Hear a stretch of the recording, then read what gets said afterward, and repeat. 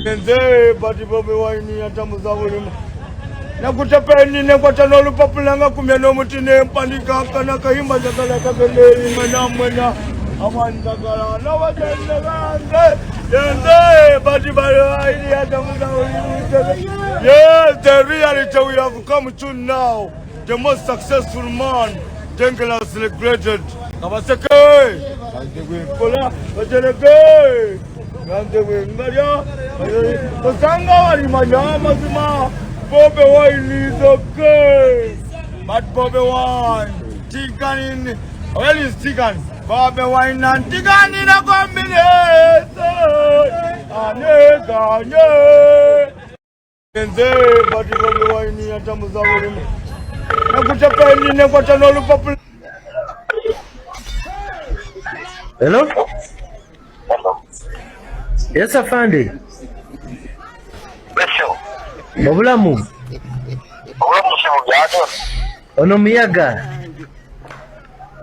Miyaga footpoto. Miyaga footpoto mkwano gwo. Mugamba footpoto Miyaga. Footpoto tuli bulungi nnyo kakati. Mbadde nkubuuza. Nti sikuwulira bulungi awo. Ankuwulira singa muba mukubye ttiya gaasi. Kakati awo nga ekyavamu omukka nenkalonda nenkazaayo kayinza kubwatukira mu mukono, kayinza kubwatuka nekacwako nekamenyako omukono gwange. Kayinza nga kyavamu omukka nenkalonda nenkazaayo kayinza kumenya omukono gwange. Wanji? Ne bwemba kalonze ne kazaayo.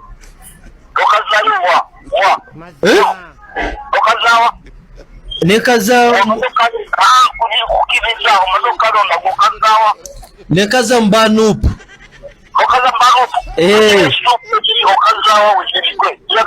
Wanji?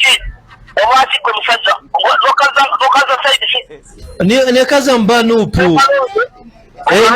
Ne kaza mbanupu awo. Babadde bapakanya ne babadde bapa. Wanji?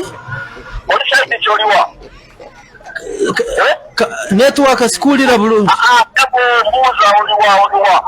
Network sikulira.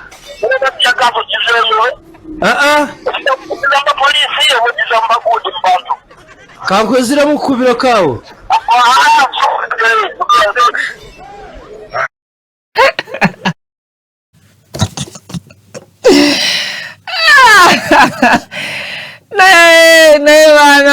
Bana mwe eno generation yammwe egenda kutula abakadde abagezaako okwerimbika mu gigi gwammwe oba mulembe gwammwe.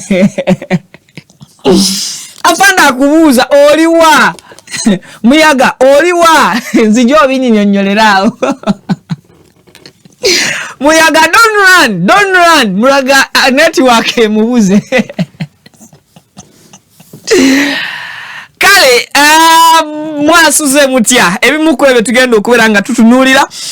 His Excellency Kyagulanyi Ssentamu Robert Onakulegulo yatabalidde mu bitundu bye Kamera Maido bwe tugenda okubeera nga ate tubitunuulira.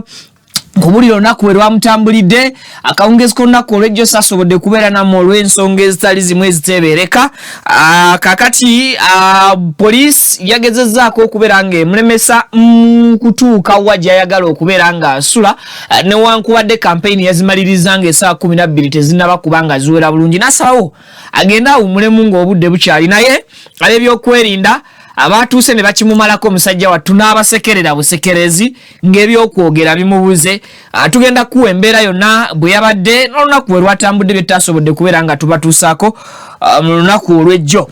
Kakati ate omulala kubali mu lwokaano lw'okuvuganya ku bwa President Elton Mabirizi munnakibiina kya CP ayagala akalulu kano kasazibwemu oba ayagala akalulu kano kayimirizibwe mu bunnambiro bannayuganda ng'ennaku z'omwezi 15 January abaleme kulonda olw'ensonga y'ezaawa. Era asuubiza okuva mu lwokaano luno singa akalulu kano tebakasazeemu.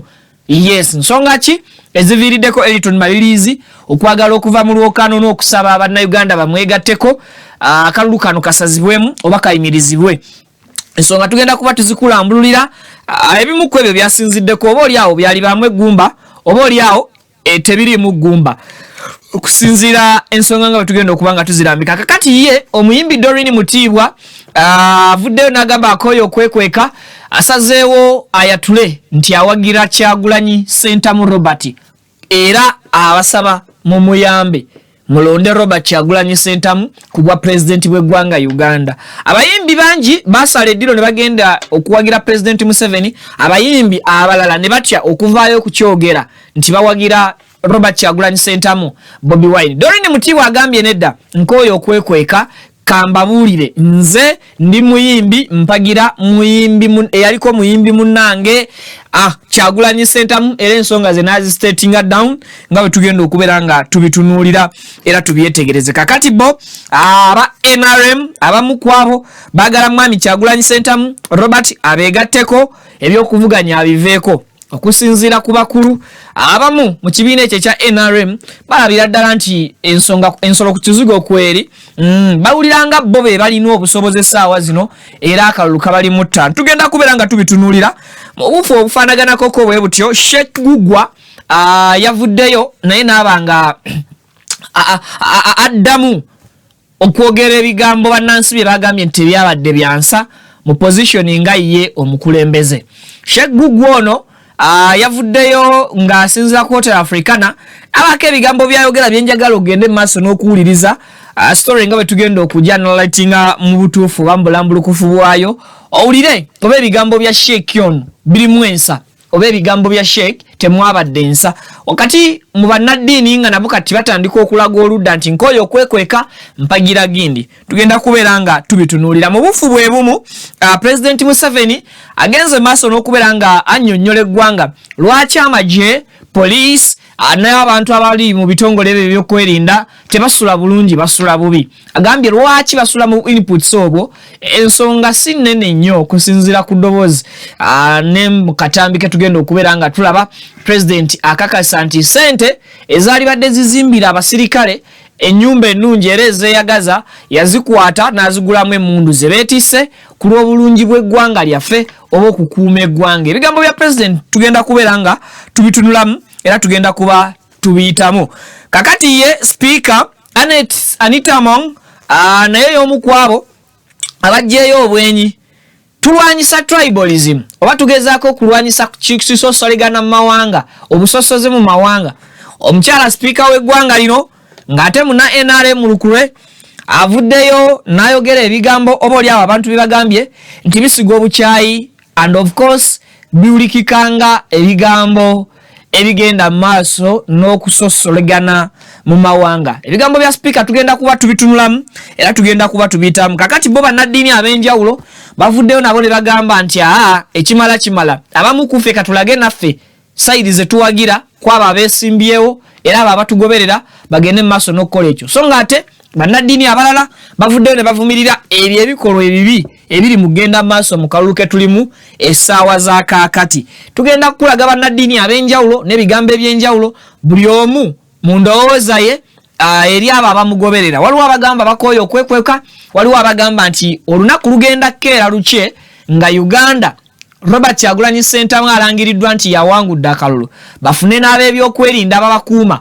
era emmotoka zaabwe baziteekeko eŋŋombe zibeere nga zivuga okwetooloola ebibuga eby'enjawulo olw'okulaga essanyu nti balabye ku kipya balabye ku bukulembeze obw'enjawulo. Kakati ate bo aba National Unity Platform mu bendobendo lya Bukoto Central bavuddeyo ne boogera ku nsonga ezaalema eyali Vice President Edward Kiwanuka Sekandi mu bitundu ebyo ne basekerera ababa NRM abamudidde mbigere mu kwata bendera mu kulaba nti baddaabulula omukulu ebyamulema bakiise butaswala na kwekaza oba oliawo tugenda kutunulira ensonga ezo mu bulambulukufu bwazo. So ne Alex Mukulu alina kyagamba eggwanga mu nsonga y'obukulembeze oba mu nsonga yaabo abeesimbyewo akubuulira mwaba abesimbyewo ani agwanidde oba mundaba ye ebintu ani gwalowooza gwe munansi gwe wali esize n'akaluluko n'okamuwa ku bukulembeze bw'eggwanga bw'atyo n'akulembera ensi mu kisanja kye tugenda okubeera nga tutandika nakyo. Kale anzikiriza nzije ntagululemuko ku bigere kati ninyo nfunemu ku lwendo lwa kakaawa ate then bwe nkomawo ebigambo n'emboozi tubinyumye bigweyo tubyogere. Assalamu alaikum wa rahmatullahi wa barakatuh. Alhaji Idi Binywera Alkadiri omusomi w'edduwa ez'obuwanguzi duwe eziyambibwako ngo ofukamidde ku kyoto ekyo kyolabaawo ekiyitibwa kanoonya ekikunoonyeza obuwanguzi ekikunoonyeza amaanyi ekikunoonyeza okufuna ekikunoonyeza emirembe mu dunia n'oba nga oli bweru w'eggwanga pasipoti zo zakyankalana buli kimu kyonna ne visa ekyoto ekyo kye neeyambisa ne nteekako ne empeke z'ebinyeebwa ezo ne nzisimba ku lusuku ekinyeebwa kibwe kimala okumera n'ekijanjaalo ekyo Allahumma gafiri wallahi yazukuna salatu wassalamu oba maze tutuuka ku buwanguzi amannya geego Alhaji Idi Binywera omusomi w'edduwa ey'obuwanguzi ey'ekibala okuli n'ekyoto ekyo kiyitibwa kanoonya eky'obuwanguzi ekikunoonyeza emmaali ey'emikisa era ey'emirembe. Ennamba yange eri 0703546931 ne ku WhatsApp kweri 0703546931. Assalamu alaikum wa rahmatullahi wa barakatuh. Assalamu alaikum.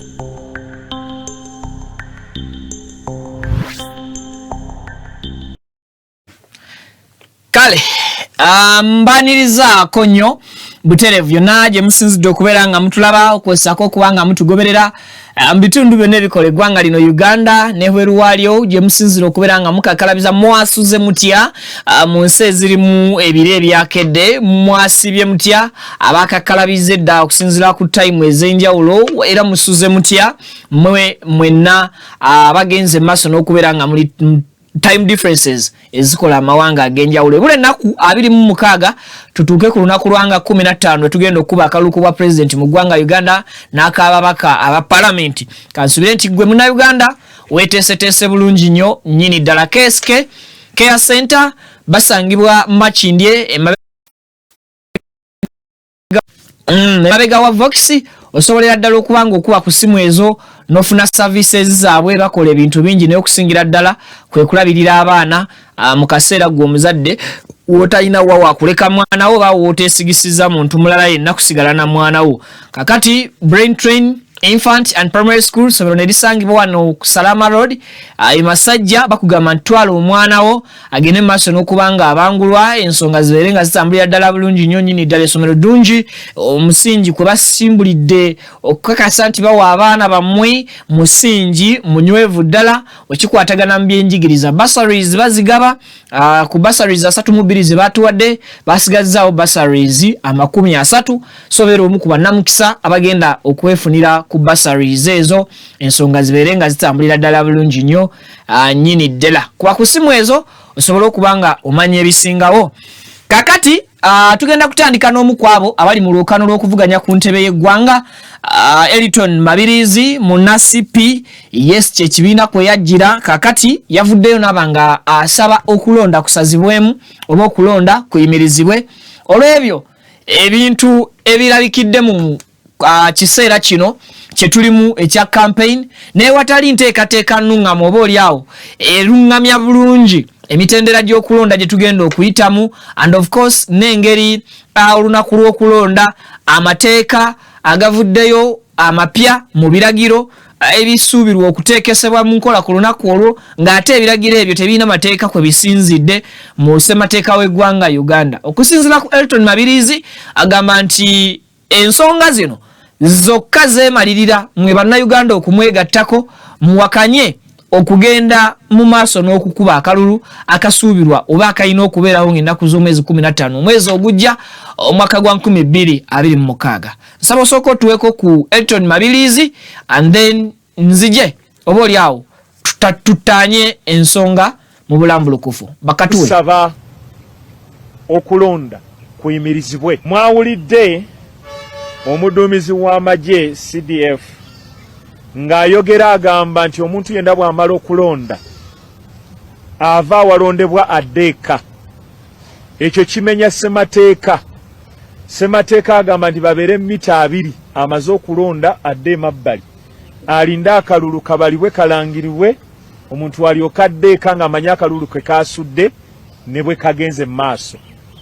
Kati ono atyobola ssemateeka ffe aba Conservative Party nga bwe nayogedde tuvuddeyo ku lwa buli munnayuganda yenna okulaba nga ebyo bitereezebwa, ennono eziri mu constitution, okulaba nga demokrasiya ayolesebwa, okulaba nga munnayuganda talondera mu kizikiza naye ng'akalulu kalimu obuggufu nga kamazima ddala nga kabwenkanya, nga buli munnayuganda tagenda kutiisibwa nga kati bwe balangiridde okuteekawo amagye abantu okutya baleme okujja mu kulonda, ennamba ezeesalika buli lulonda lwonna, so nga ate abalonzi beeyongera kwewulisa mu bungi.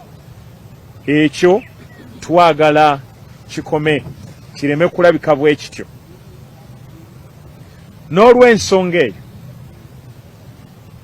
ffe tuli mu kkooti, era okuwulirwa kwaffe tukkiriza nti okunaasooka tusaba okulonda kuyimirizibwe, ensonga zino zikolebweko, kubanga watali kolebwawo kwazo tewali kigenda kuva mu kalulu kisuubirwa kipya. Olwaleero buli munnayuganda gw'obuuza akuga nti kagenda kubbibwa, kabbiddwa, gundi yagenda okulangirirwa, akuga tetumanyi biri mu buuma oba twalonze nadda. N'olw'ensonga eyo ffe tusaba kulonda kuyimirizibwa, ensonga zisooke zikolebweko mu ssemateeka, mu kkooti eya ssemateeka yonna eyawamu. Era tulinze ekyo okwogera ekisembayo nti tuva mu kalulu nga Conservative Party. Kakati Conservative Party giyite CP agikulembera era agikwatidde agikwatidde bendera kuba president, byebe bigambo bimuvuddemu. Now nze kansoke mbalage kati omukulu omusango yagutwalayo wiiki eno ng'etandika eri kooti ensukkulumu, yawaba mu kooti ensukkulumu Supreme Court gyatwala omusango guno ng'ayagala okulonda okugenda mu maaso kusazibwemu oba kuyimirizibwe mu bunnambiro, ng'ensonga zaawa zizo z'owulidde akumenyedde, tebamanyi ngeri akakiiko gye kateeseteesemu kalulu kano biometric machines zino tekamanyi oba nga abeesimbyewo n'okutuusa kati tebamanyi zikola zitya. And another thing, ebiragiro ebigenda bimerukawo buli olukya ebitali biwandiike mu ssemateeka ebiragira abantu okwamuka ebifo ewalondebwa ku lunaku lwe banaamala okukuba akalulu, n'obutali bwesimbu obuzze bubeerawo mu kulonda kwonna kwe tuzze tufuna ng'eggwanga Uganda, n'ekibba bululu ekigenda mu maaso n'okuba nti kyetobeka mu bululu obuzze bukubwa ebbanga lyonna, nga n'essaawa za kaakati akulembera eggwanga lino Uganda Mwami Yoweri Kaguta Museveni akyakomplaininga nti opposition naddala side ya National Unity Platform yamubba obululu millions 2.7. So nga ate ne NUP mujjukira ng'okulonda kwa kamala okuggwa bwe kuti yava claiming nti Mwami Museveni yabba obuwanguzi bwabwe ate nabba n'obululu bw'abantu abalonda, ne bakwata omusango ogwo ne bagutwala mu kkooti. Newankubadde NUP yatuuka n'ebijjamu enta, omusango n'egujjayo n'eguteeka mu kye yayita kkooti yaki, mu kye yayita kkooti y'abantu. Now to my thinking oba mu ndowooza yange, Mwami Elton Mabirizi, with all due respect, nsuubira okulonda tekwaliyimiriziddwa olw'ensonga zonna z'owadde tezireetera kuyimiriza kalulu ate kwongera kuwa mukisa bali mu buyinza kusigala nga bakyafuga. Gwe singa osaba bayimiriza okulonda essaawa za kaakati oba wadde advantage Mwami Yoweri Kaguta Museveni okuba nti asigadde akyasaavinganga president ate nga ayise mu myaka egikanyizibwako ejyaddiro balina okuddamu okumulonda, kitegeeza nti tuli kusaba kumenya ssemateeka kyagamba eddembe ly'abantu okulonda omukulembeze waabwe tulirinnyirire. Olwedde ekyo kyo kiri mu buwandiike naye ng'ekituleetera okulinnya ku ekyo ekiri mu ssemateeka ate kyo tekiri mu ssemateeka. Oba ntegeerekese nti singa bayimiriza okulonda essaawa za leero kuli mu mateeka era ssemateeka akinoganya bulungi nti bannayuganda bakulonda ng'oyo mukulembeze gwe balaba alina ensa era agwanidde okubeera nti abakulembera. Ekyo kiri mu buwandiike mu ssemateeka. Naye kati gwe ensonga z'oli kuwa lwaki tuteekeddwa okusazaamu kiri ekiwandiike, lwaki nsonga za kubeera nti baddidde ebirowoozo byabwe ne babiwakanyisa ssemateeka omuwandiike awebbeetu bannansi oba bannayuganda okubeera ku bifo ewalondebwa okubeerawo nga bamaze okukuba akalulu kaabwe mpaka akalulu kaabwe kutuuka kulangirirwa.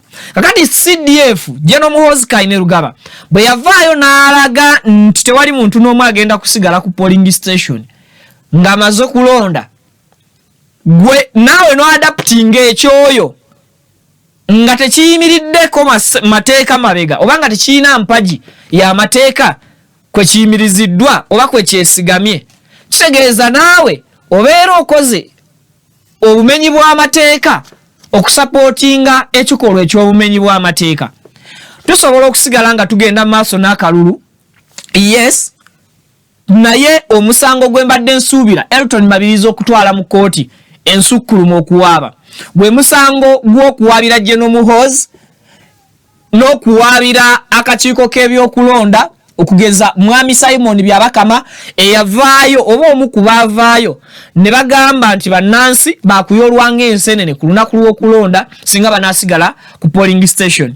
Kakati nsuubira bano abaayogera obwogezi ebigambo ebitalina mateeka kwe basinzidde nga ate bawakanya oba bakontana n'amateeka kye gagamba be waali tutte mu kooti n'obawaabira ssekinoomu.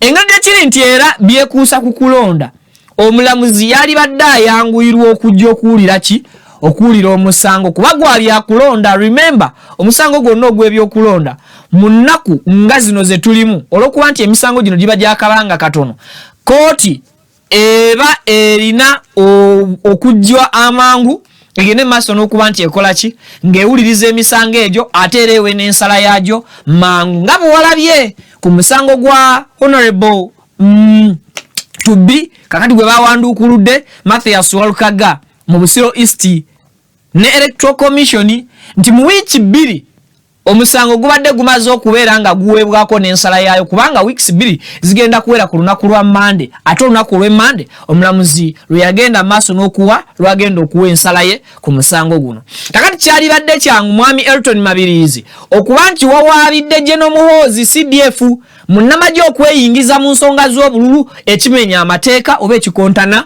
ne ssemateeka. Wali badde owaabira akulira akakiiko k'ebyokulonda omukulu Simon Byabakama eyavaayo n'agamba nti tokkirizibwa kubeera ku polling station ng'omaze okuba akaluluko bagenda kukuyoola ng'ensenene oba abakuumaddembe bagenda kukukwata ojja kuba omenya etteeka ly'ataakootinga. Ate nga bannansi waliwo etteeka bo lye bakootinga eribawa olukusa okuyimirira ku polling station oba okutuula oba okwebaka ne balinda akalulu ke bamaze okukuba ne bakola ki, ne bakalinda mpaka ku ssaawa esembayo. Kati ndowooza nze ng'omuntu tewaliwo bwetaavu bwa kusazaamu oba bwa kuyimiriza kalulu kuba mwaganya oba kuwa chance Mwami Yoweri Kaguta Museveni kusigala nga afuga eggwanga mu bumenyi bw'amateeka kuba singa akalulu kasazibwamu kitegeeza waliwo akabanga akalala ak'okuddamu okutegeka akalulu. Ennaku ezikomekereza ekisanja kya President Museveni ziba ziweddeko.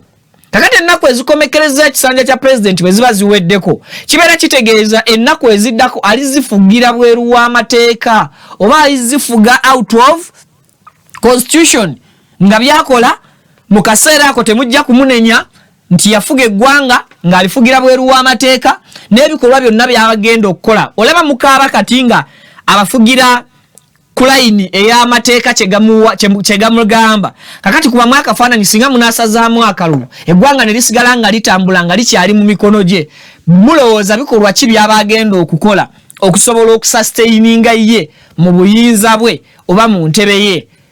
Bwe musazaamu akalulu oba bw'osaba bannayuganda bakwegatteko akalulu kayimirizibwe, ye tagenda kuyimirizibwa oba entebe obuyinza tagenda kubuwaayo eri Anthony General, obuyinza tagenda kubuwaayo eri Speaker, obuyinza tebugenda kudda eri Vice we, era obuyinza bugenda kusigala buli waani, buli wa Mwami Museveni President.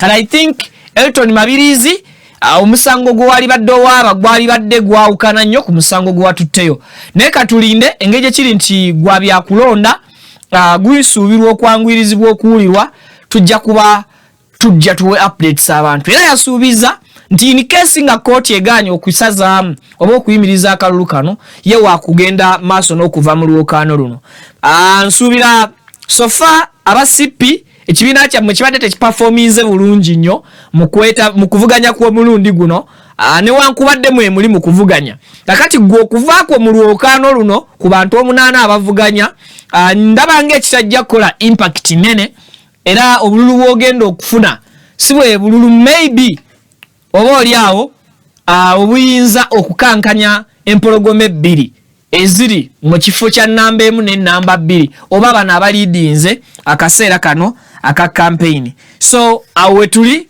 ku nsonga ya mwami Elton Mabirizi. Osobola okumpa kyolowooza gwe munna Uganda mu comment section awo. Kakati mwami Kyagulanyi era nga naye y'omu ku abo bakwatidde NUP bendera y'omu ku bakwatidde yakwatidde NUP bendera mu kuvuganya okuwa president w'eggwanga lino Uganda. Onaku olweggulo yasiibye awenja kalulu mu bitundu bye Kamera Maido mu Kalaki district n'ebitundu ebyo ebyenjawulo abantu abaayo ng'agenda abayitaayitamu abakunga abakumakumba basobola okubeera nga bamwesigisa akalulu kaabwe bamusindike ku bwa president w'eggwanga lino Uganda. Okusinzira ku lunaku bwe lwakedde era Bobi Wine yasinzira Soroti gye yava n'alyoka agenda yasookera mu district ya Kalaki. Yes, gye yasooka okuba oba gye yasoose okuba olukuŋŋaana lwe olunaku olw'ejjo abantu baayo bamwelkaminze bulungi bwe yabadde asimbula wabaddewo ka misunderstanding wakati we n'ababyokwerinda nti abayita babyakwerinda lwa nsonga bali mu uniform ya ggwanga. It's up to them okweyisa obulungi oba okweyisa ki oba okweyisa obubi. So Bobi Wine yasimbudde n'agenda mu Kalaki district n'akuba campaigns ze na maintaining obudde zagenza okuwera ssaawa 9 yabadde amaze okufuluma Kalaki district then n'ayolekera Kamera Maido. Kati mu district eno ya Kamera Maido yagenze maaso n'okubeera nti era ayogerako n'abantu be olukuŋŋaano olwasembyeyo yalukubye mu Kamera Maido Primary School Playgrounds yayogereddeko n'abantu be era abantu baayo babadde beteefuteefu nnyo okuwuliriza enjiri n'okuwuliriza ebigambo ebibadde bibaleeteddwa omukulu ono mwami Kyagulanyi before police nga tena bagenda maaso nakuba nti emutaataaganya. Nsaba tuwekoko ku mbeera eyabaddewo nga mwami Kyagulanyi agenda maaso n'okubeera nti asaba oba awenja oba asaggula obuwagizi obuyinza okumutuusa ku ntebe ennene ey'eggwanga Uganda. Nsaba osooka otuweko ku speech ye ezimu ku speeches yakoze ntonotono and then tweyongere babituweeko. They are chasing us away. So I want to ask you who are here. Please send this message to the people that you know.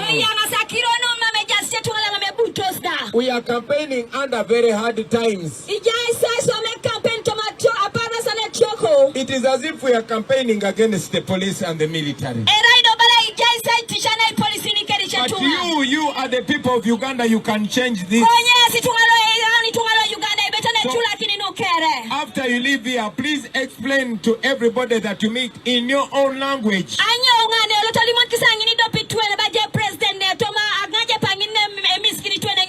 Let them understand that this is not just a message from Bobi Wine, but it's a message from all of us as a generation. Look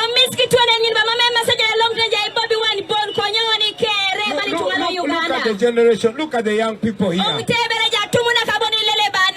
How can you allow to be ruled by a man who is old and the man who is about to die?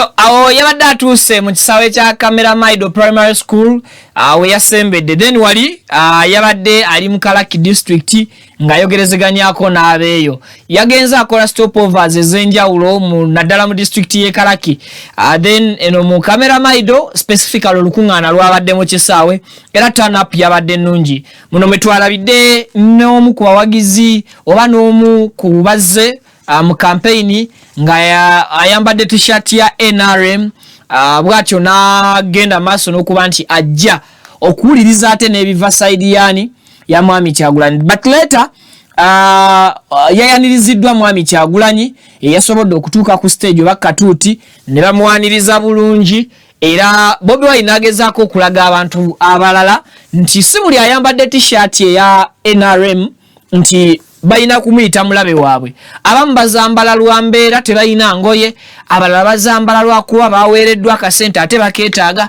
abalala bazambadde lwa nsonga ez'enjawulo, but not ekyo ekiri mu mitima gyabwe nesesalire nti bakola ki, nti bawagira kibiina kya NRM.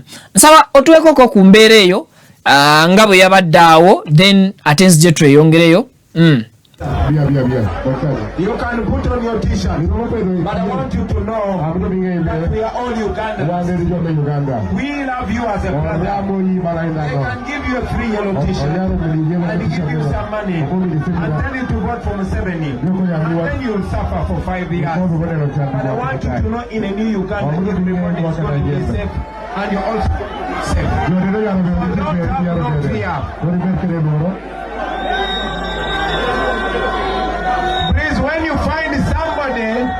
When you find somebody dressed like this, talk to them nicely. Our brother is also poor like all of us. We need change also. We also want a new Uganda. We also want to live better. Talk nicely to him. When he changes nicely, we shall change our Uganda. Okay.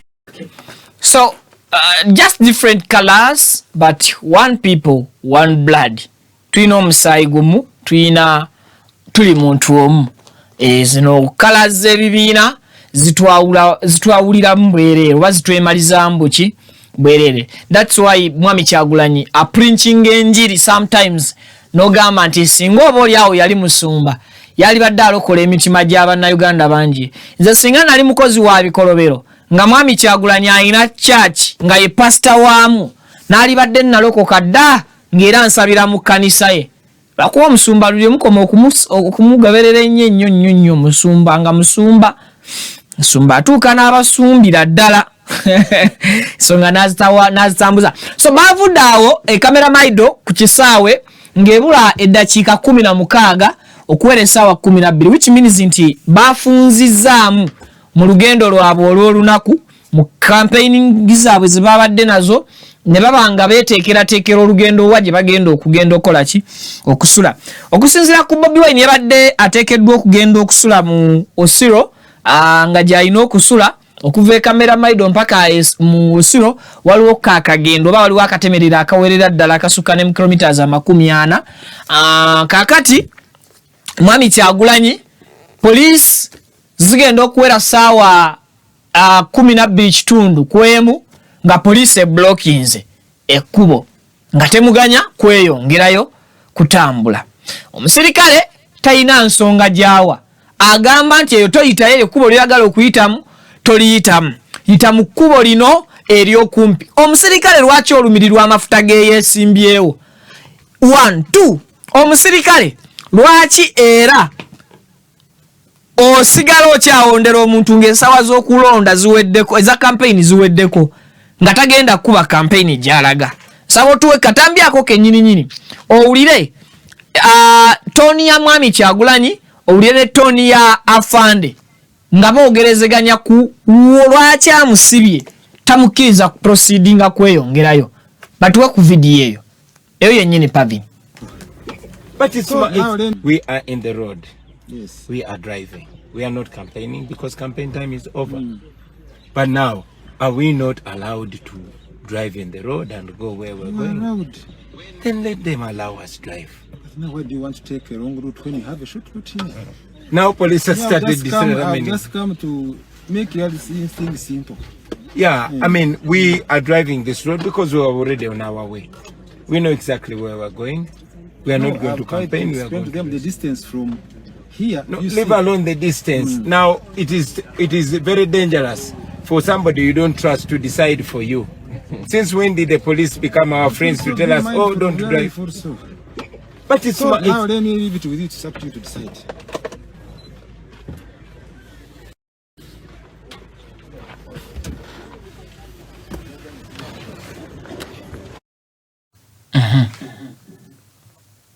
Police ekublocking ange gambe yojo itawala nojibuza mileage ya motoka yange ye waluma anti egenda ku increasing anye kadiwe mangu aja motoka mipira je motoka je jiri kubaluma esaawa zino kiki ekibaluma mafuta gange ge munsasirira kiki ekigenda amaso n'okuba nti kibanyiga. Okay, so police ya brokinze mpera ddala lumu ne katambyako nga amajje gabadde geebunguluddeawo nawonna naawe mu ttale nga waliwo majje geebunguludde ntera akamalobozi gakatambyako. Tuli mu ataka soko kuge video badusazeeko tuli mu kwolekera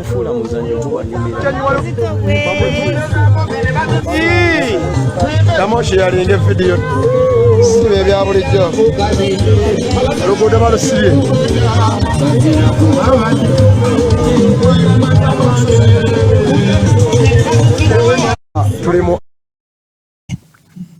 so omusirikale mukkirize omuntu agende bwezibange saaza campaign zikoze eki ziweddeko mwe mumuwondere buwondezi kulaba nga jala zitakoze eki tazzeemu campaigninga otherwise mugenda kulaba nga ebintu bitambula si bulungi ng'embeera mwe mugikalubya ebintu bitambule bulungi nga mwe kennyini mukoze eki mukkiriza embeera etambule nga etambudde bulungi. So I think mwina kweyisa bweyisa bulungi mu bufu obufaanaganako bwe butyo. So olugendo lwamaze ne luwanvuwa saa ne ziva mu 12 ne ziyingiremu ne ziva mu emu ne ziyingira bamutadde zigenda wera saawa 3:30. Imagine omuntu yamaze campaign mu saawa 11 n'eddakiika meka 46. In fact zaadana munya because yamaze eddakiika 16 ezibadde zibulayo ku saawa 12 nava awonna ng'akwatiddwa bukwatirwa mpaka tambyako nga musajja wattu bimusobedde bimususeeko bakampeeko nakalisobedde sijja balimba kisaawa za campaign ziwedde maze okuba campaign saawa tezinagwako nga tezinawera 12 tuli mu kuvuga tugenda okuwumulira n'ekkubo baligadde kitegeeza saa 12 bwe ziwera tetulina kuvugira mu kkubo saa 12 bwe zitusanze bwe tulina okutuula.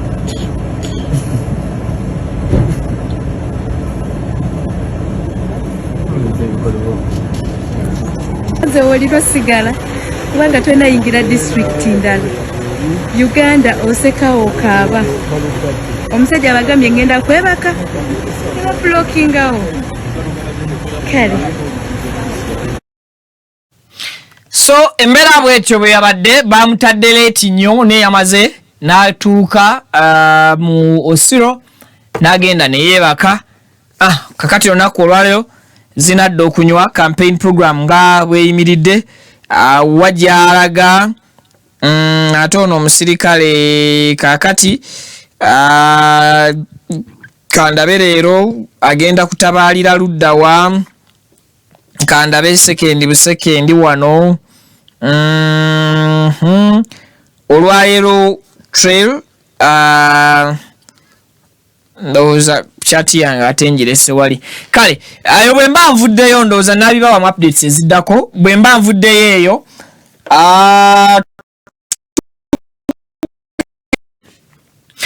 President Museveni nga yekutte kiki President Museveni yavuddeyo olunaku lw'ejjo n'annyonnyola ensonga lwaki abasirikale ba police n'amagye basula bubi. Bulijjo muzze muwulira nti enkambi balakisi egundi bagisazeeko amazzi, balakisi egundi abasula mu mabaati gatonya, enkambi y'egindi obuyumba bukikinadde bubi buzibu. Ensonga yiino President yagamba yetagenda kusasulira basirikale bammwe basule bulungi, bagejje, baloote bulungi, eggwanga nga liri mu kabiddenja. Leka sente ezaalizimbye ennyumba abasirikale bammwe bwe maali ebase bazigulemu emmundu, babakwase emmundu empyakapyata nga basula bubi. Era President yagamba yasooka kulowooza kummwe bannayuganda abalina okukuumibwa. Kakati abalina okubakuuma n'asooka ajja focus ku nsula yaabwe ennungi, n'asooka abawa emiriro oba n'asooka alowooza kugula ebyokulwanyisa ebinaakuuma mmwe abalala abasula mu nnyumba enki, mu nnyumba ennungi nga mwebase bulungi. Baako ku bigambo bya President Museveni. Tuwulire. Nyumba z'essubi kulwaki? Kubanga balabe ba Uganda tekisobola kugamba nti akasente akatono kaliwo tuzimbe amagorofa g'okusulamu twerabire okugula emmundu ezinaakuuma Uganda.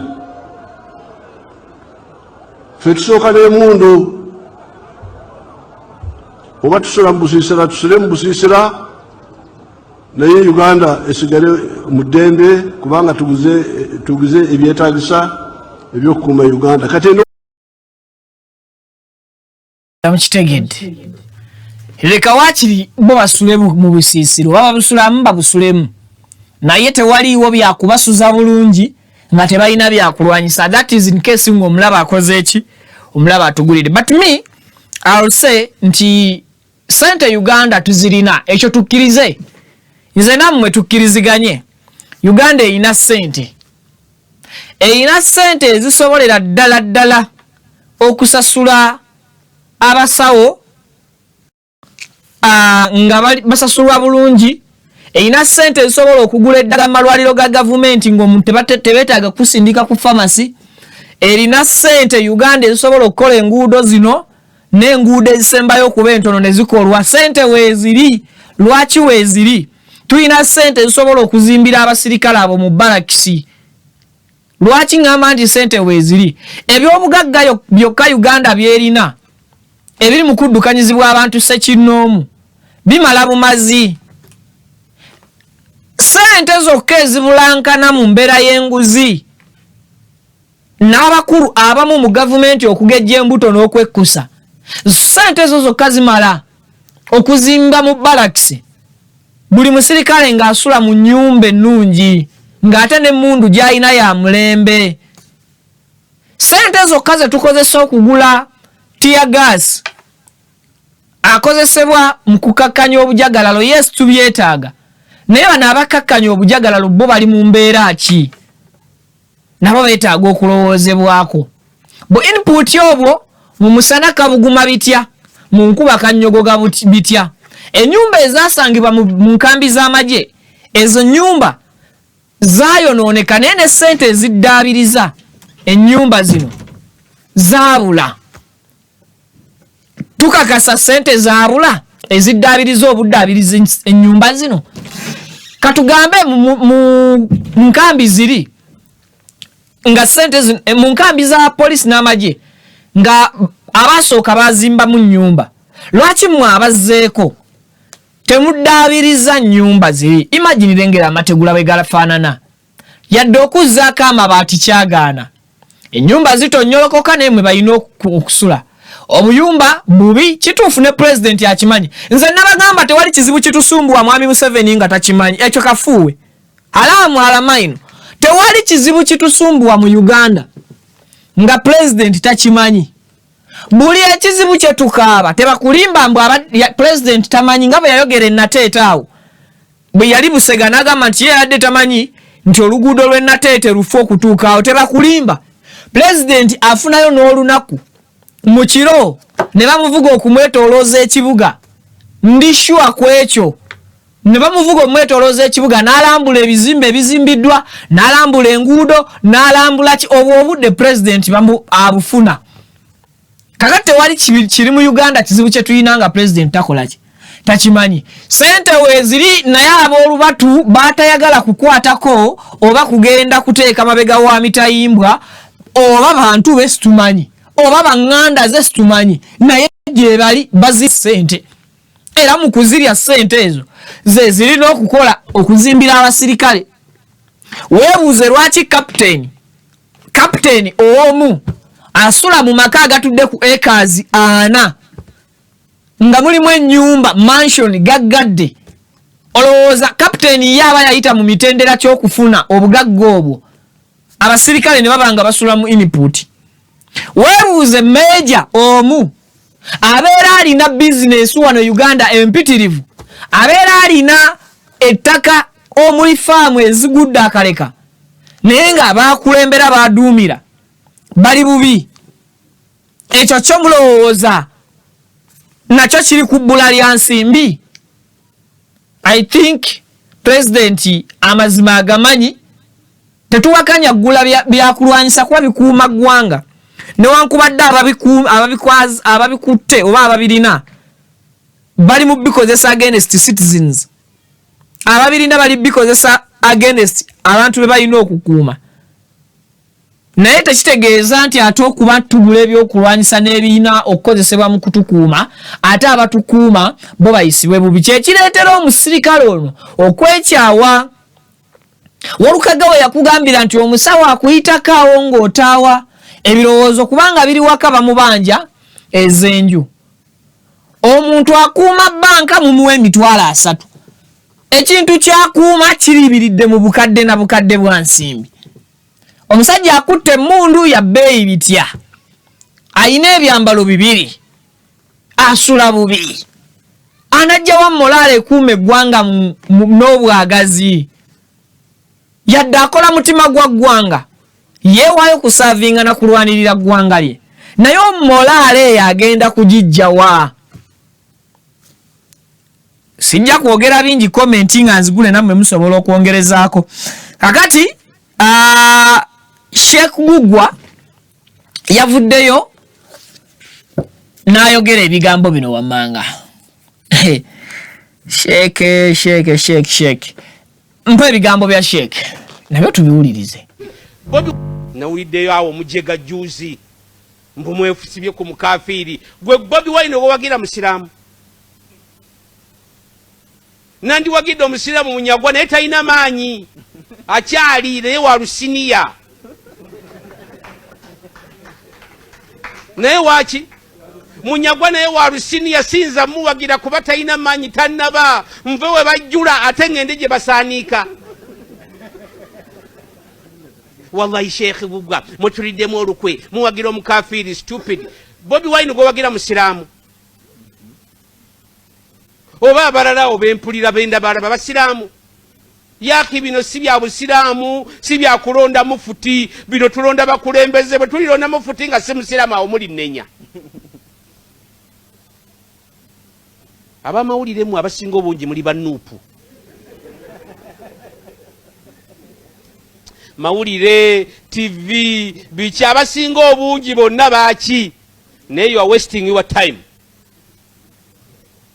Nze mbagamba era bamanyi nkiddemu ab'amawulire ne TV ne ziradio mwenna muli bakipingamizi muli bannuupu naye tujja kubakubirayo akalulu mujja kufuna ewuzu inshallah ku ssaawa 10 ez'ekiro.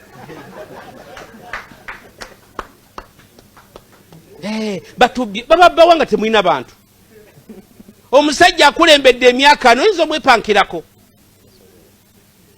Ate tagezesa President Museveni tagezesa akalulu wallahi akanoonya teyeebaka. Naye andibadde agamba nti akaneebake naye teyeebaka anoonya kalulu.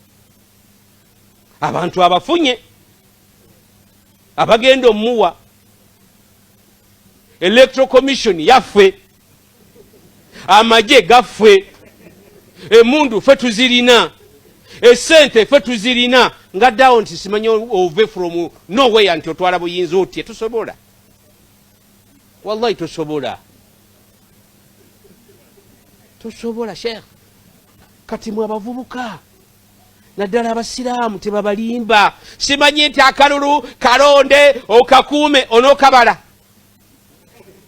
nga kubala temukwongerako. Kalonde kakuume kalonde kakuume kakuume okalekaawo ffe tukatwale tukole ki?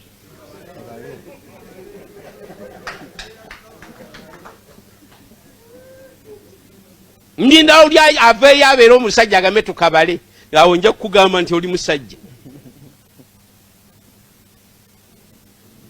Naye oba kiki President Museveni akalulu kamaze okweraga nti akawangudde.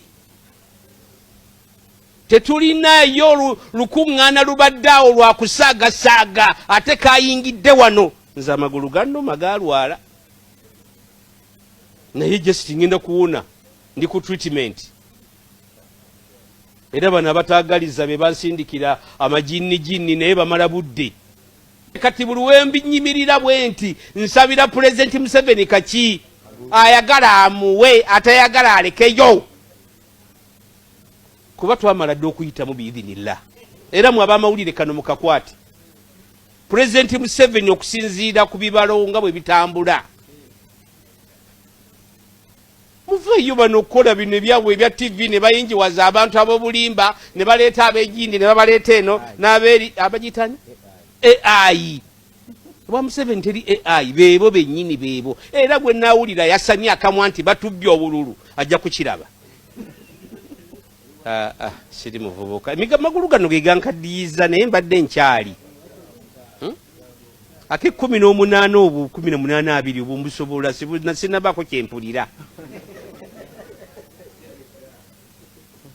Naye bandabanga nkutta omuggo nga gali oyo agenze. Sinnagenda. Naye Sheikh Gugwa sajja wa amaanyi. Yes, we all agree. Sheikh Gugwa musajja wa amaanyi. Agambye nti bwatunulamu ebitundu kya munana Mwami Museveni yawangudde dda akalulu. Ensonga n'aziwa polisi yaabwe, amagye gaabwe n'emmundu zaabwe, Electoral Commission, akakiiko k'ebyokulonda kaabwe, ssente zaabwe. Kati njagala owulirize ebigambo bino Sheikh okubyogera si musiru. Amagye ne polisi, emmundu, amagye ne polisi byabwe ekyo kimu mu kimaking. Olwaleero amagye ne polisi byeyisa bitya ku bannansi. Polisi n'amagye agalina okubeera mu barracks gazze dda mu bantu. Tegakomye kujja mu bantu kulya buli mmere oba paani. Gali mu kuwuttula abantu embooko ezitagambika. Agaabwe anakugamba nti balina emmundu. Emmundu zaabwe. Mulabye engeri emmundu gye bazikozesezaamu. Zibadde zikuuma nnyo mirembe mu kaseera kano oba zibadde zikozesebwa okumalako bannansi emirembe. Third, nakugamba nti akakiiko k'ebyokulonda kaabwe ani alonda Simon Mugenyi Byabakama omulamuzi kuba okulira akakiiko k'ebyokulonda? President Museveni. Ani olwaleero akalulu nga bwe kayimiridde gwe tulaba nti Simon Mugenyi Byabakama akolera in favor of mulowooza beera akakiiko k'ebyokulonda ebintu byonna bekataddewo bifevalingaani. Bannansi bagamba nga bayita mu mateeka nti tugenda kukuuma akalulu kaffe tuwone ekibba bululu. Akulira akakiiko k'ebyokulonda nga mulamuzi mulamba n'akugamba nti sikulaba ku kifo ewalonderwa. Bw'omala okulonda dukazambodde mu nnyumba yo nga talina kwasinzidde, ali ku birowoozo bye, tali ku mateeka kye gakola ki? Ku mateeka kye gagamba. Kakati tukakasa tutya nti ali ku birowoozo bye, tali ku birowoozo bya mukama we. Akugambye akakiiko k'ebyokulonda kake zibadde ensonga nnya kutte bulungi. Ensonga ey'okuna akugambye nti ssente zaabwe, ssente ezisobola okugula ekiganye ziri mu nsawo yaabwe, kuba president alina ne supplementary waliwo sente ezigwa obugyawo supplementary eziyikanga amazzi. State House ebeera ne supplementary budget yayo. Anytime badda mu parliament ne bayisa sente supplementary tezirina budget ezo tebazibuuza. Okay? Kakati sente zaabwe akakiiko k'ebyokulonda kaabwe abajasi baabwe polisi yaabwe ne mundu yaabwe. I think Sheikh Bugwa abadde nga asaba security mu message eyo okusinza bwenzivunudde ebigambo bye abadde nga asaba security ate simujjaako sibuusabuusa ddembe lya kiki kyawagira kubanga ne bannaddiini abalala tubalabyeko ebyokubeera Newton baabijjawo.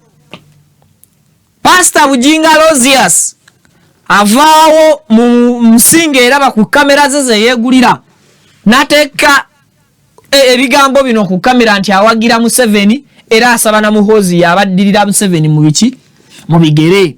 Si munnaddiini yekka tubalabyeko ate kakati abo tetubatwala bubi kubanga waliwo n'abalala bannaddiini abavuddeyo ne bagamba bawagira Mwami Kyagulanyi era ne bavaayo ne bakkaatiriza ensonga. Kakati nga situnnaba na kugenda mu bannaddiini basaze eddiiro oba ne bavaayo ne bagamba tukooye okwekweka. Pastor Joseph Serwadda ng'ali mu kye tuyita Anti-Religious Council oba ekibiina ekitaba bannaddiini bonna mu ggwanga Uganda yavuddeyo n'avumirira gavumenti ebikolwa bino ebibi byeri mu kukola naddala mu kaseera kano ak'akalulu ke tugendamu. And of course n'akakiiko k'ebyokulonda teyakataliza okusaako n'ebitongole ebirina okukuuma bannansi biyite ebitongole by'amagye ne police mpaka ku Pastor Joseph Serwadda ng'agenda maaso n'okutaanya ensonga mu bulambulukufu bwazo. Bamumpeeko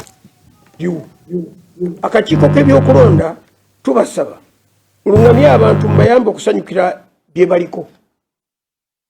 Abantu akalulu kaabwe bakassaamu nnyo ekitiibwa kuba buli muntu alina kamu.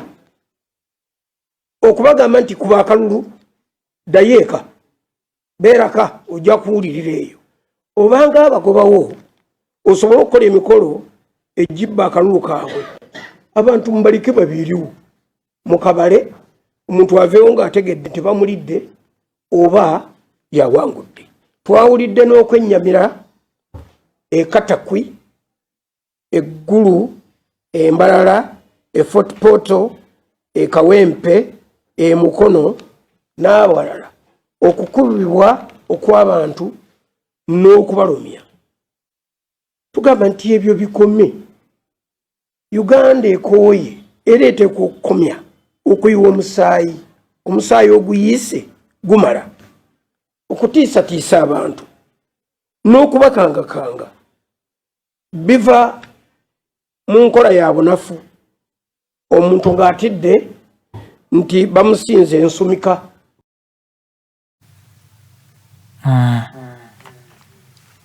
Okutiisatiisa n'okukanga abantu bakuba emiggo mu kuvuganya okwawamu obeera oli mu kabonero akalaga nti banno bakusinze ensumika. Bakusinze essaawa zino abantu abamu bagereesa nti President Museveni akkiriza nti Mwami Kyagulanyi amuli ku ttaya. Sinakindi yeye ali ku ttaya ya Mwami Kyagulanyi. What does it mean? Kitegeeza nti embiranye weba ya misinde Mwami Museveni bamaze okumuleka ebigere bisatu emabega mu maaso oba Mwami Museveni bamuli ebigere bisatu emabega.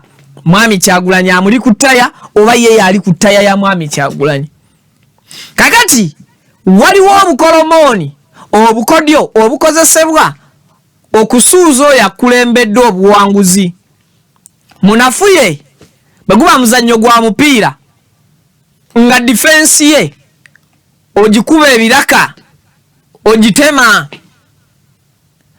Bwe giba misinde bw'oba ofunye omukisa ogutema munnaku li maaso engwala gimuteme. Refali bw'anaaba talabye oba refali bw'anaaba alidde ekyoja mu miro tajja kusala kakati bannansi bagamba mu misinde gino gye tulimu Mwami Museveni atemye Kyagulanyi engwala, refari Simon Byabakama, refari ali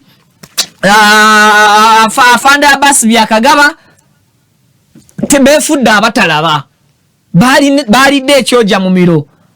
Bwe mba nkuwadde example sigambye nti bwe kiri era nga kisoboka. So race oba okuvuganya kuno kuzeemuko Kigoye Wezinge nga ba referee befudde abatalaba nsobi zikolebwa baki bavuganya. Lwaki bakyuzingibwani bakola mu bwesimu mazima n'obwenkanya oba bakola byabwe. Kakati ekyo tukivumirira. Abasumba abalala bakoyo okwekweka oyo yaba asembayo mpa oli omulala waliwo omulala naye avuddeyo era oyo Ssaabasumba mpa oli omulala abo bonna tujja. Yes, kakati ono naye avuddeyo n'agamba nti kale nze gundi nkoye ebintu bino ebyokwete mumpe ye lwaki mwogerera nga lubaale w'omulamu tasamirirwa bakatuwe. Kyuse ntunula bambi nze sina buzibu sina buzibu enjogera biri ku mutima gwange ulire bwankuba nti nyina ebyama bankubira bwerere esiba na byama byonna ebyange mbyogera nze mukuyejjera dibba wa divine ali wali atuddawo kitegeera nyina abaana 14 bonna mbazadde mukazi ogwo omu divine eyo yabazadde olaba kitegeera mpagira nuupu sina byama tewali byagamba mpagira Kyagulanyi Ssentamu Bobi Wine nze gwegwena bomanyi oba bwaba kuswaza gwe tuyogera nze gwe mpagira toyina kyakunkola kama yebaziwe haleluya ebyo ebitonotono ebinkwatako mpeerereza wano nange ng'omuweereza era kadde kajja kutuuka nange nveewo. Church is not a project.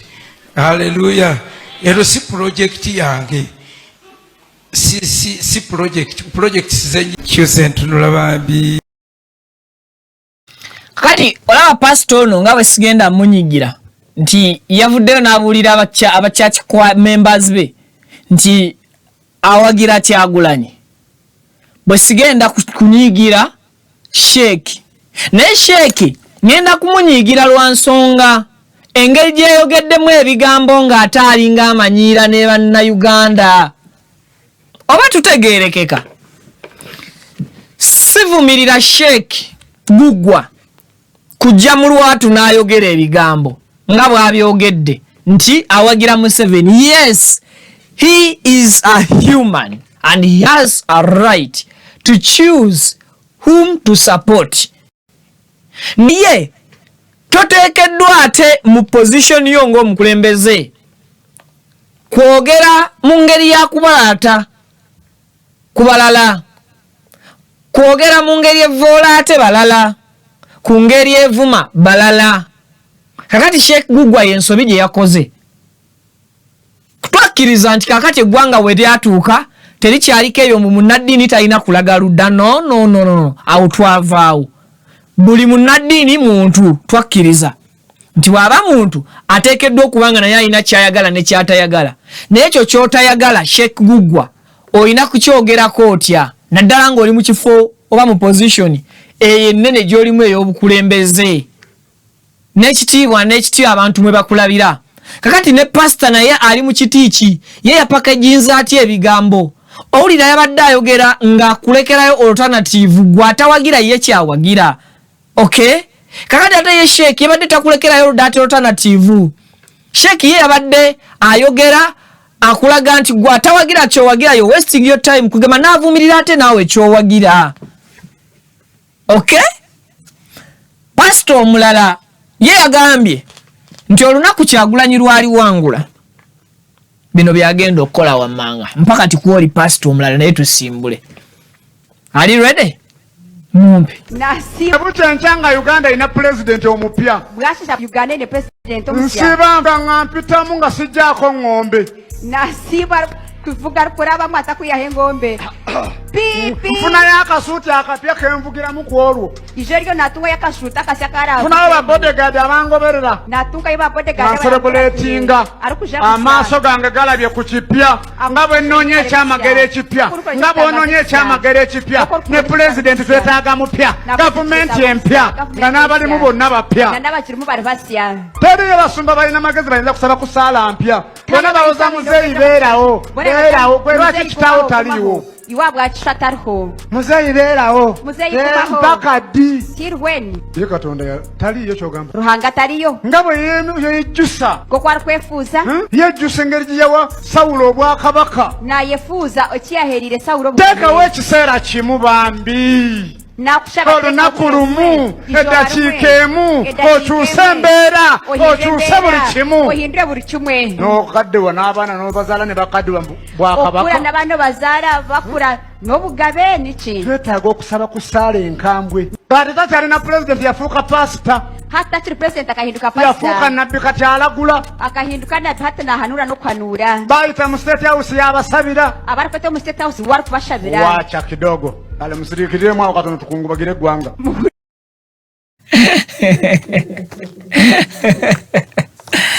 atono yeye azimenya musirikirire mu katono tusabire eggwanga bayita mu state house mu kifo kya boku musabira abasumba ate kati yabasabira President Museveni ebigambo bya musumba so nesa basumba ne yavuddeyo n'agatta eddoboozi lye naye ndooza Ssaabasumba nja mubalekerayo video ye mpanvu muko muzikirize Ssaabasumba naye ngenda mugatta ku basumba bano naye obubaka bwe bubadde bugenda eri abakulu mu gavumenti n'era akakiiko k'ebyokulonda n'abakuumaddembe Paul Semwogerere kakati tugende wa speaker Anita Among yayogedde ebigambo bino nze ng'omuntu nsuubira okuba nti bisiga obukyayi mawanga era kisobola okubeera nga kikozesebwanga tool mu busosoze mawanga mpaka ku bigambo bya speaker position gyalimu nnene babitu.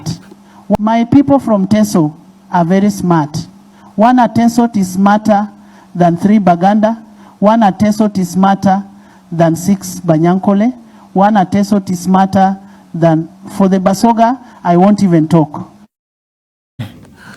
Kakati bawuliriza bulungi ebigambo ebyo nga biva mu mukulembeze nga speaker bale waliwo abantu abamu abatudde mbifo maybe nga tebamanyi buzito bwa bifo ebyo waliwo abantu abamu abatudde mu buyinza nga tebamanyi maanyi ga buyinza bwa bifo ebyo mwe batudde mulimu abantu abamu abatudde mu bifo ebyo nga basirise teboogera naye nga tetumanyi lwaki teboogera naye nga lwaki teboogera is because beewala okwogera ebinaabaviirako okubalabisa nga abajega okubalabisa nga ababi okubalabisa nga abatagwanidde kutuula mu ntebe eyo oba mu position eyo kakati speaker bottaanya ng'ebigambo obiweeramu example mu ntegeera za buli mawanga oba oleetera obukuubagano mu mawanga oba okakasa ensi nti abateeso bwe tubasanga mu bizinensi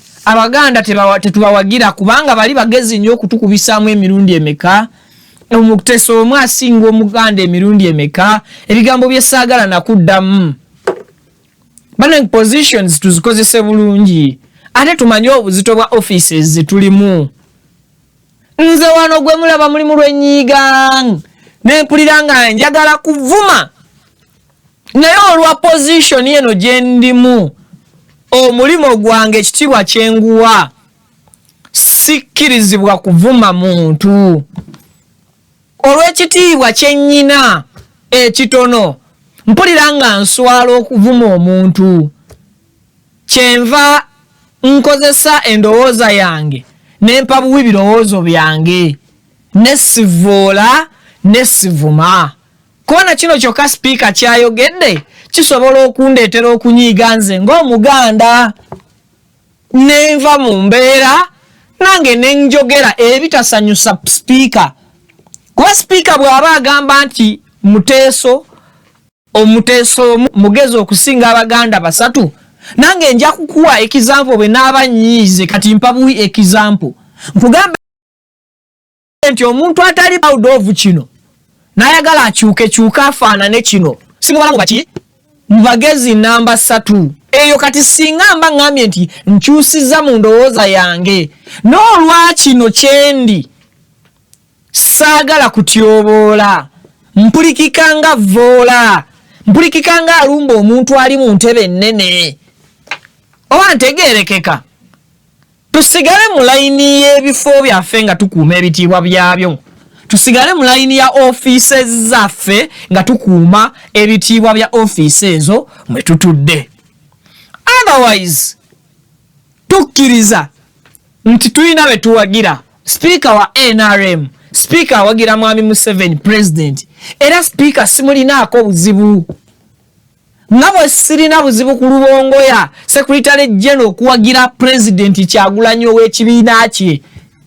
Nga bwe sirinaako buzibu Catherine Kusaasira kuvaayo n'awagira Mwami Museveni yadde muyimbi. Bwe sirina buzibu ku Kenzo naye nnina obuzibu ku bigambo ebiyinza okuva mu Kenzo ebivoola Kyagulanyi, ebivoola abawagira ba Kyagulanyi. Nina obuzibu kuba NUP abawogera ebigambo ebitali birungi eri abe NRM n'abantu abagwa mu kkowe eryo. Awo wemba n'obuzibu.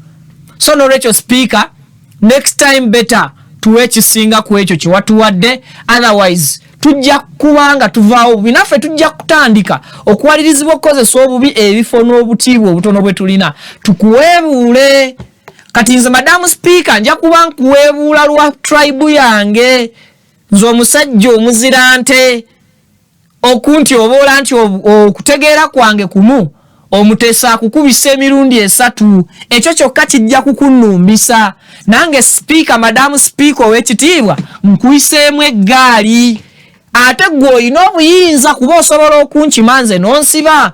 Ate nze sirina buyinza kukima kukusiba.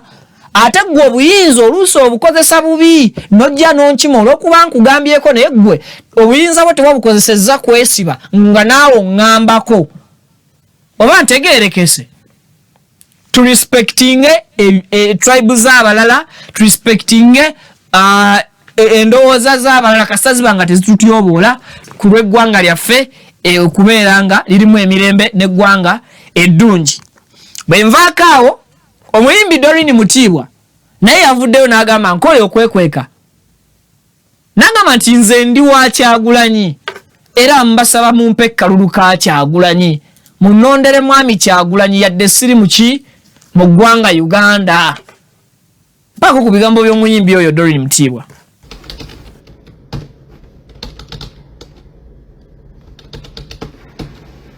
Owaayi obadde okimanyi nti 2026 asembedde? Era obadde okimanyi nti nga 15 January 2026 Uganda lwe tulonda? Obadde okimanyi nti President addako omulonde ye Robert Kyagulanyi Ssentamu? Mbuuza,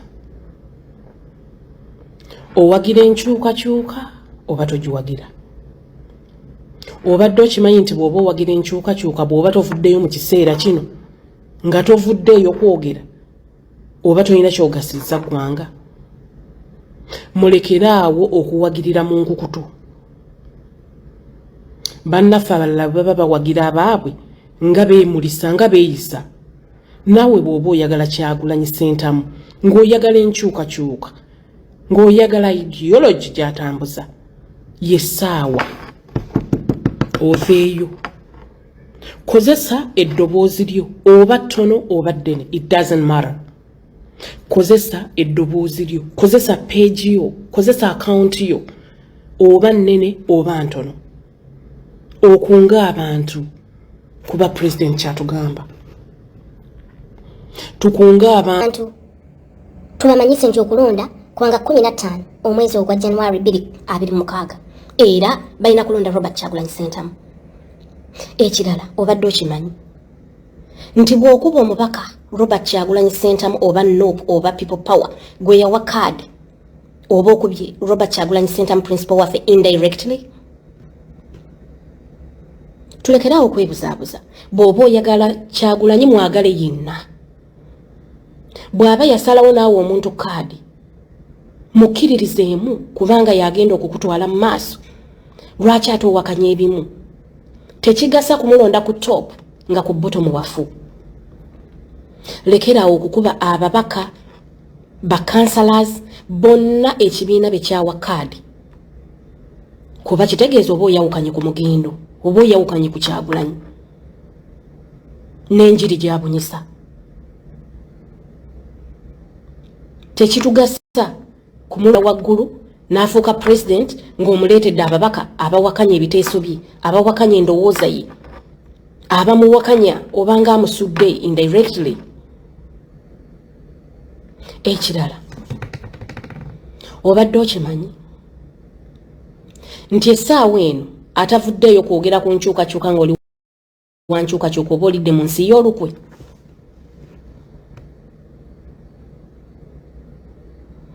Era obadde okimanyi nti essaawa eno sinoonya likes, sinoonya follow, sinoonya kugula music wange kuba sizze kuyimba, nzize kwogera ku nkyukakyuka ate nga nkitegeeza.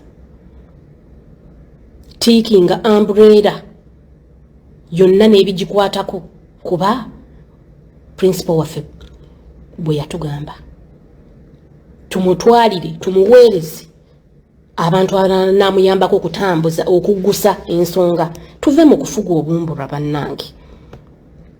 Siraba ajja mu boxi yange nga ntagalirako nga Doreen tolina kubeera mu politics, Doreen teweteeka. My dear friend, siraba akikola kubamba koyi. Ndi muntu mukulu, nkoze ekimala, nzadde abaana, manyi kiki kyekitegeeza obutalonda, manyi kyekitegeeza okusirika ng'ensi obanga bannansi banyigirizibwa, manyi kyekitegeeza okulya mu nsi y'olukwe. Kwe kusirika nolowooza nti tebikukwatako, gw'oli wa kitalo, gwe wamala mukwano, oyo si ye mutiibwa. Let me speak up, let me speak out. Eddoboozi lyange oba ttono oba ddene linaatuuka ku abo abatono abanjagala oba abanzikiririzaamu. Ansi eryemu Robert Kyagulanyi Ssentamu. Era bwe tutamulonda ku luno tetuli mulondera ddala. If we don't do it now, tekigenda kubaawo. So mbasaba n'obwetoowaze muyimukireemu ffenna. Oba oyina akawunti ntono oba oyina akawunti nnene, jangu oyogere. Abatono abo abakufollowinga bakutegeera bategeere ky'ogamba. Your voice matters. Ate mulekeraawo enkola eyogere egamba mbu gwe toli wano, olw'okuba toli wano kati bagenda what do you mean? Bwe mba siri mu ggwanga kitegeeza sisobola kudda. Era bwe mba siri mu ggwanga kitegeeza I'm not concerned anymore.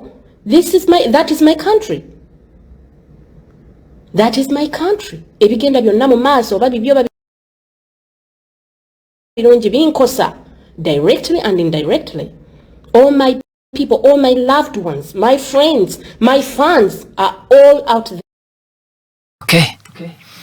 Oyo Doreen Mutiibwa mukyala wa Michael Kinene yayimba akayimba nti abakazi tulinga ssente ne wozisuula mu ttooyi bazironda. Era nakuyimbira akayimba kali laavu kyambalo manya saizi yo kateremo kukubonyabonya n'obuyimba obulala bungi nnyo. Gwe oba tumutegeera bulungi mu face kakati yo nanyini nyimba ezo. Yaliko mu Golden Band abaali bayimba bulungi nnyo nyini ddala nakati music we mukyala akyakuumya ekitiibwa kye agambye akooyo okwekweka mu bufu obufaadaganako bwe butyo. Bwe nvaayo eyo NUP omu ku bakyala mu bitundu bya Bukoto Central nonze mwe banzaala e Masaka eyo ndi mu Bukoto Central. Edward Kiwanuka Seka omukazi oyo byonna byayogedde bituufu ku mulembe gwa sekandi. Nze ng'omuntu nalina obulumi ne mukalu akaggwa.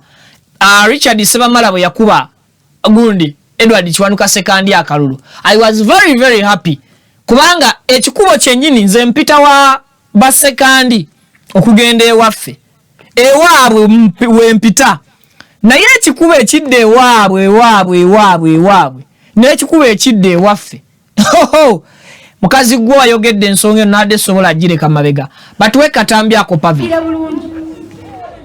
ndyayo mukawulire bulungi bajja wano nga babagamba timulonde ffe ab'NRM ffe tutuukirira Museveni tulonde ab'NRM tutuuka mu State House mu Museveni tugenda mugamba ebigambo byonna ebyabadde byalema abanuupu okwogera tugenda bigamba Museveni kubanga tumusemberera tugenda mu State House nze basawo ne banyabo tambagambe bino ti bye bagenda okusaka tebiriiyo bye bagenda okusaka tebikola ki kubanga tebiriiyo kuba nkimanyi nze erinnya lyange nze Namutawe Joani nzaalibwa Kyannamukaka mu ggombolola y'Ekyannamukaka mu Bukoto Central tubadde mugiriraanye wano tubadde n'omukulembeze Honorable Sekandi atukalakasa emyaka 30 ng'ali mu bifo eby'amaanyi yaliko deputy speaker emyaka 10 n'abeerako speaker emyaka 10 n'abeerako namba 2 wa Uganda nga yadirira Museveni nga Museveni n'oluwa lumutenye Sekandi yaddawo naye basaba n'abanyabo mugende mu Bukoto Central twemagaza n'akagundo kakola tetukalina kati babagamba mbu tugenda kusaka ebyalema Sekandi okusaka tebiriiyo tebikola ki waliwo gwendaba wano obamubuuza ebyokukola agamba ngenda kusaka ebyalema Sekandi okusaka nawule toyingirawo tokola ki basantaba okimanyi ffe tuli batemi ba miti bw'otema omuti n'okutemesa embazzi ne gugaana okugwa oyinza okudda ewaka okunene ejjiritetema omuti oleeta maki kati Sekandi tasobola kulemwa mu nze kityo nyingiddewo kisoboka ekyo kakati balema kuba bubuguumiriza eno gavumenti ate wano mu Buganda yatukyawa lwakuba temukimanyi yayogedde mazima about Sekandi former vice president ewaffe nze eyo gyensibuka gye mulinziika naye ne babagamba munziike essaawa zino waswaza ewaffe ng'ewaffe tawuni wo tewakyaswaza naye wano ewaabwe awo awoyitanga wakava ekalisizo Ekyannamukakaawo ojja kulaba ekiri awo ekkubo libaafu ve Ekyannamukakaawo ogende mpaka Kyesiiga awo wonna wabeera wafu bwe wati abakwata lino ekkubo lya bayita watya wano ku Kigo ogenda kusanga nga awo wafu wazibukabiraawo si we weeyagaza okubeera nti wayitika kale eyo tuvuddeyo mpaka oyo omusajja wa NRM n'ebigambo bye n'emwami Kyagulanyi bwe tunabasobola okumusisinkana tugenda kwogera naye sinakindi abiveeko naye nga bw'aba tasobodde abo be tunaasanga nga balina ebizibu tusobola okubayamba balina counseling issues tusobola okubayamba kakati ono nga naye ndaba yeetaaga counseling sigenda mulwako tumuveeko kuba naye yeetaaga counseling bwe mba sivodde manyi nabaganza sivoola omuntu ne bw'aba anvumya atya simuvoola naye naawe weetaaga counseling mwami gundi Kyagulanyi nti ali frustrated nnyo okwesimba ku mwami Museveni okumuvuganya so ali so frustrated yeetaaga okumucounselinga after you counseling him mumusikajje mu NRM nga bwe mugenze maaso n'okufrustratinga abamu ku bafulaga beala ba NUP nga muba frustratinga n'obusimbi bwe mubawa obusente obwo ne mubagula buguzi. That's the way how we want to frustrate Robert Kyagulanyi Ssentamu. Or you're seeing Robert Kyagulanyi Ssentamu as a frustrated person. Mumbereyo. Hii basajja mwe mojoga. Lukwago yagamba mojoga. Mubufobo. Sabasumba wa Uganda Paul Semwogerere. Evudeo nabanga anenya ebikolwa bya government. Electoral Commission n'amagye ku nkola yaabwe ey'ebintu etali nambulukufu oba etali nungi. Nsaba mbalekereyo vidiyo nakadde kankute kampeddeko mbasiibudde mubeere bulungi mweraba. Amateeka gafuka okulonda gasaana gabe nga gakwata ku buli omu awatali kusosola oba okuttira kubamu ku liiso.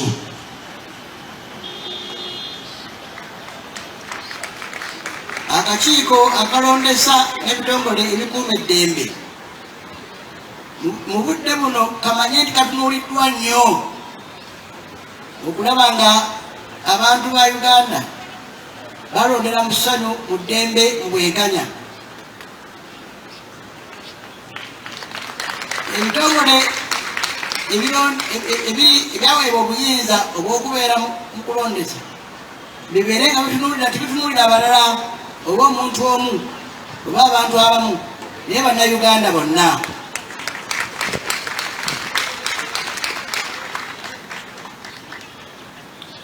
Muteekeddwa okwetengerera mu mazima. Ate abalala naddala nti constitution tebakkiriza muleke kwewaganya mu ntereeza yateekebwawo abateekawo okulondesa n'okulonda okulonda.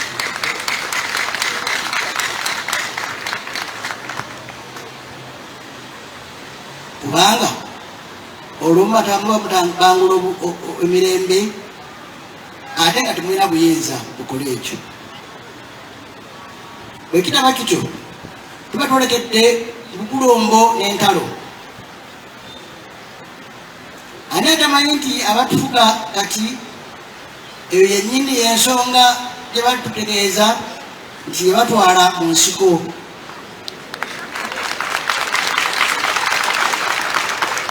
Ekyennaku ekibba akalulu kyafuuka lukokobe.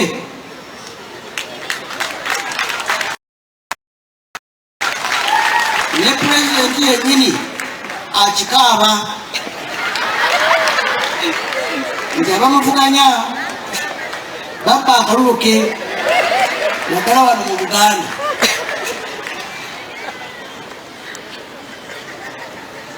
Si yekka akakaaba, ne bavuganya nabo bakakaaba nti bababba akalulu.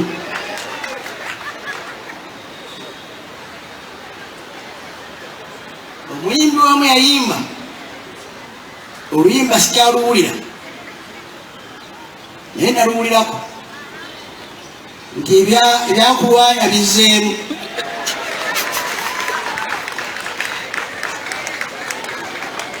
Oyo yakuma n'ayogera bw'atyo naye n'abalala beemulugunyiza eyo nti ebintu nga bitabusi tweraliikirira twagala mutuzzeemu essuubi. Ekikwatako Omulatini agamba Vox Populi Vox Dei, eddoboozi ly'abantu eddoboozi lya Katonda. Bw'aba buli muntu akaaba nti embeera si nnungi si ntangaavu, tuwulirize Katonda kyayogera kyayagala ng'ayita mu bantu be nga bwe boogera kaakati. Tufune ku mirembe egya Nnamaddala. Ku luno nno tusaanye twekube mu kifuba era twanirize Kristo tuwa mirembe mu mitima gyaffe. Mu Vvanjiri ya Yohaana omutwe gwa 14 akanyirira akabiri mu 7 Kristo atugamba nti atuwa emirembe gye singa ensi bw'egiwa, kubanga ye kennyini ye mirembe. Ensi esobola okutuwa obutebenkevu oba obukuumi naye nga si emirembe egyongomeredde. Emirundi mingi abatambulira mu bukuumi obw'amaanyi tebatera kuba na mirembe mu mitima gyabwe, baba watya n'ebisiikirize byabwe, tebaba bakozesa obuyinza oba eryanyi okuggyako abo be batyo. Emirembe be tugifuna nga tufunye Katonda yennyini mu mitima gyaffe.